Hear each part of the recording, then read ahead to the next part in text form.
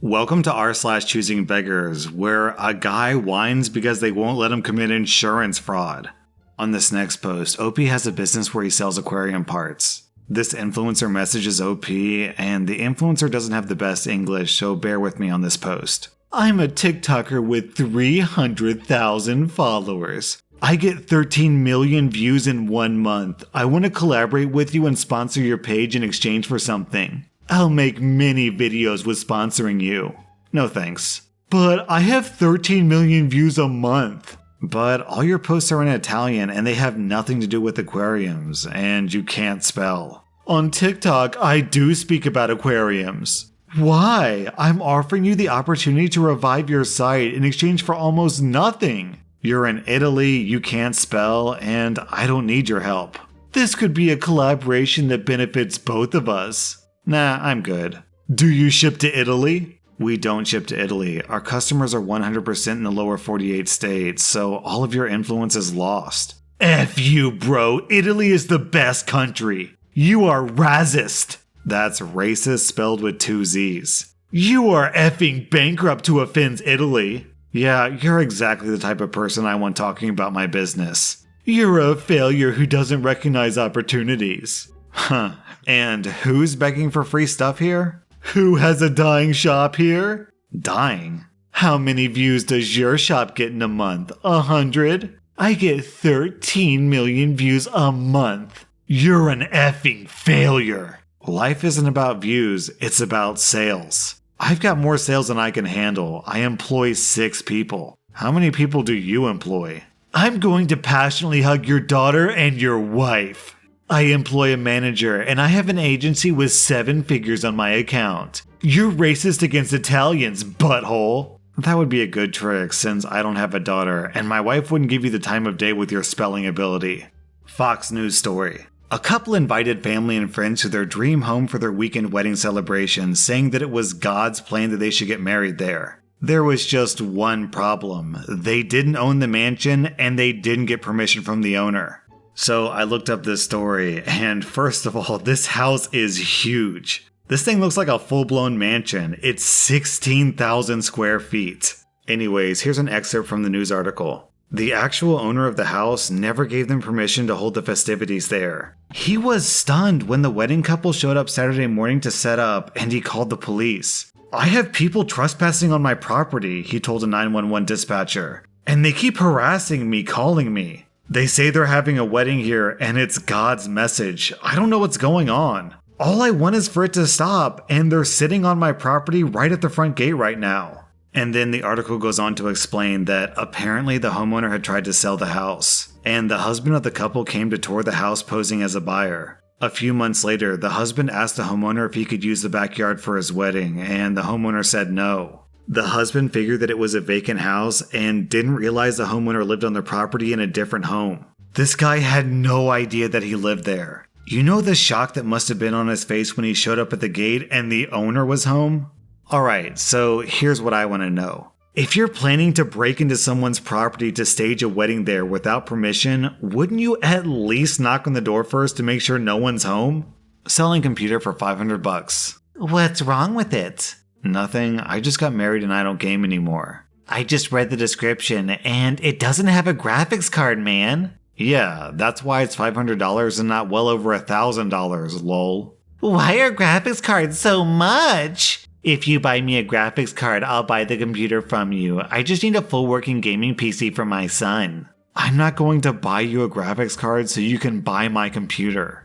For those of you who aren't familiar with building computers, a graphics card costs easily $500 and likely a lot more. In fact, graphics cards are really expensive right now because cryptocurrency is so popular. So it would literally be cheaper for OP to throw his computer in the garbage than for him to buy this Choosing Beggar a free graphics card and then sell his computer for $500.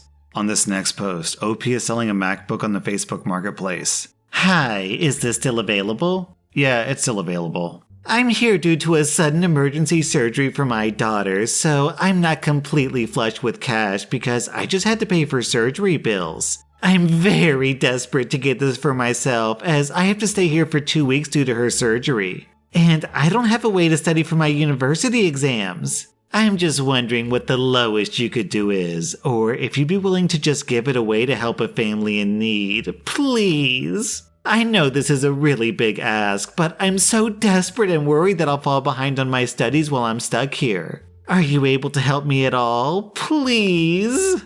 No. F you! Come on, man. If you're strapped for cash, then maybe the first solution isn't to go try to buy a MacBook. Our next Reddit post is from Phoenix. I'm a claims adjuster for an auto insurance carrier. My job can be stressful, but for the most part I like it, and I'm blessed to have a job in this economy. When someone calls and opens up a claim, they're either the insured party or the claimant.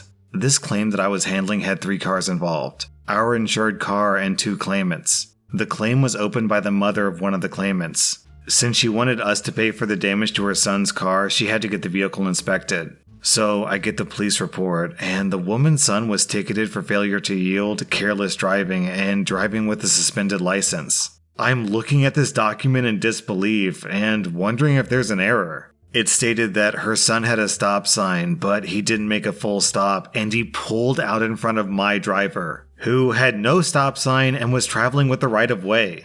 Our insured driver hit this kid's car because, well, that's what happens when you don't stop at stop signs. Then, after the collision, this kid's car went on to collide with another car that was parked nearby. I'm thinking to myself, is someone that naive that they would think that we would accept liability when the officer wrote her son 2 tickets at the scene? I interviewed the son, who admitted that he stopped and saw our driver on the road, but he kept going because he thought he could make it across in time. I explained to him that he didn't yield and my driver had the right of way. I also interviewed the other claimant who was stopped at the stop sign. And according to him, the claimant who pulled out in front of my insured driver didn't even stop and just blew through the stop sign.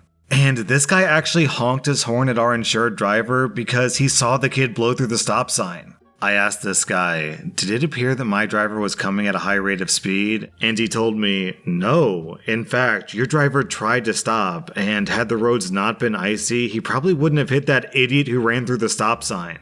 My driver told me the same thing, that the kid ran through the stop sign and he slammed on his brakes to try to avoid the crash. And also, he heard the other driver honking his horn to try to warn him. Okay, so my driver is not liable for this accident. So I speak to the mother of the kid who was at fault here and try to explain why we can't pay for her car. She's acting like this is not how insurance works. I even asked her, why did you open this claim when the police report says that your son was the person at fault here? Well, first of all, I don't have collision coverage, so I can't file through my own carrier for my damages. Second of all, it shouldn't matter who has the stop sign. My son says your driver was speeding and he hit my son. My son has right of way because he was in front of your driver. No, your son didn't yield to my driver who did have the right of way, which caused my driver to hit your son's car. Had your son waited for my driver to proceed and to cross when it was safe, he wouldn't have been hit.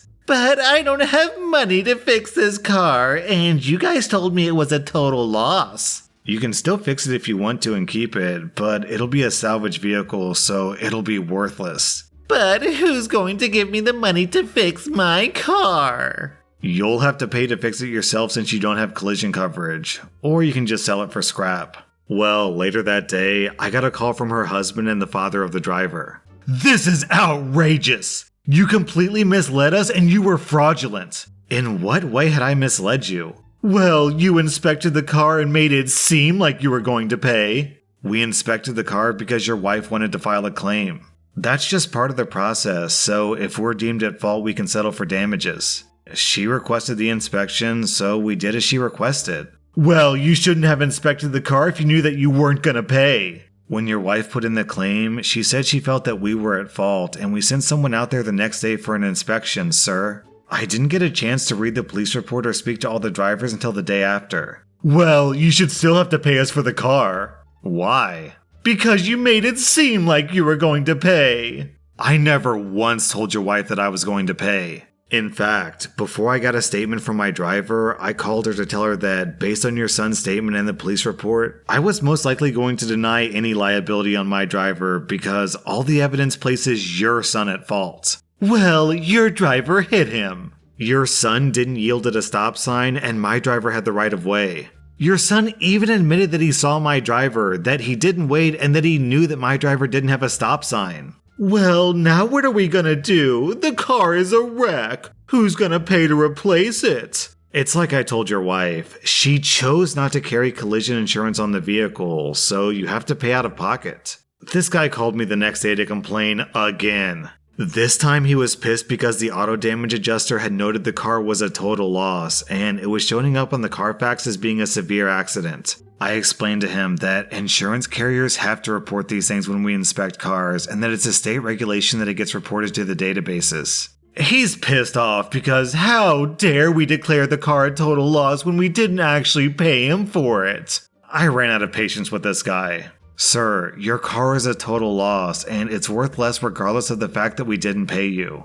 So, the report is correct. Well, now I can't sell it for as much. Well, if anyone actually looked at the car, they could see that it's badly damaged. But now I can't sell it for that much because of you guys. I'm gonna report you to the State Division of Insurance. For what exactly? Because you didn't pay us for our car. We weren't liable for the accident. Even your carrier agrees to that. But you inspected our car. Because your ex-wife asked us to.